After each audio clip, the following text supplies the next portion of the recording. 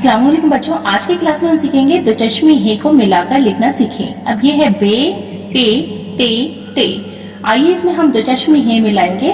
बे में जब हम दो चश्मे हे मिलाएंगे तो इसकी शक्ल इस तरह से होगी।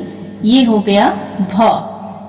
अब भ से हमें लिखना है भ। भ में अलिफ हम मिलाएंगे, यहाँ पे नुक्ता नीचे होगा। हमजा ये भाई। बे से तो चश्मे हे मिला के भ बना, भ से भाई। अब यहाँ पे है पे। पे में हम दो चश्मे हे मिलाएंगे। अब यहाँ पे तीन नुक्ता होगा, पे में तीन नुक्ता। पे में दो चश्मे हे मिलाए तो क्या हुआ फ। फ से लिखेंगे फल, फ लाम फल। ते। ते में हम दो चश्मे हे मिलाएंगे, ये हो गया थ।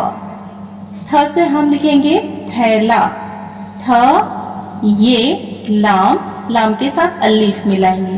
ते का नुक्ता ऊपर, ये का नुक्ता नीचे। अब यहाँ पे है टे। टे में हम दो चश्मे हे मिलाएंगे, ये हो गया ठ। ठ से होगा ठंडी, ठे नू डाल। ठ का ऊपर में दे देंगे तो नू और ये डाल, यहाँ पे छोटी ये ठंडी।